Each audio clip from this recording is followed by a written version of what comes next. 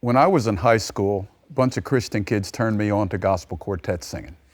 They took me to some of these concerts, and I was kind of I was a hoodlum in progress in Philadelphia, and my mother prayed all the time that something would happen to change my ways, and it did. Yeah. Christian kids never let up on me. They finally told me that you come out here to one of these concerts with us, and if you don't like it, we'll never bother you again.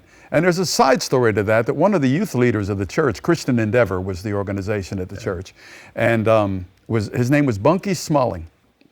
And Bunky had a 1961 Buick Invicta convertible, white with a red interior.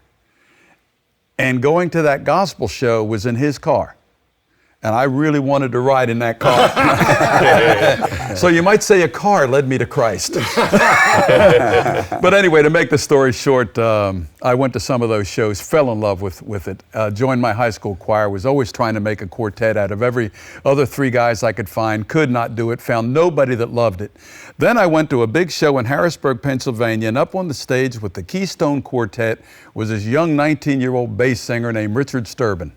And when I walked in the back of the Farm Show Arena, the first thing I heard was, "Let the lower lights be burning." And it was him. Well, I found out he was from the Philadelphia area, so I finally tracked him down and found him. He was selling men's clothes at Gimbel's. And I went down there to Gimbel's, and I would follow him all around, and we would talk gospel quartets, just like we have done here all morning. And I found a soulmate here.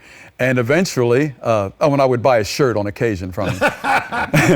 But after a while, Richard and I became good friends. And although he was a little older than me, still is, we became brothers, and because we felt like we were the only two guys in the whole Philadelphia area that even knew who the Blackwoods and Statesmen were. So we became friends. We even went to the same voice teacher for a while. And then eventually, Richard was doing some different things, and that old Keystone Quartet that had broken up reorganized. And after a while, they needed a singer. Richard called me and asked me if I wanted to come sing full-time. I was working at a sugar company. And I said, "Yeah, man, I'll come." I said, "Wow, I'm going to go sing full-time finally." And we joined up together and sang. And we sang together in the Keystones for about 6 years together before Richard went and joined J.D., then joined the Oaks in '72. And during that time, I'd become friends with the Oaks. Dwayne Allen produced 10 albums on my Keystone group. Me and Golden were famous for our late-night conversations.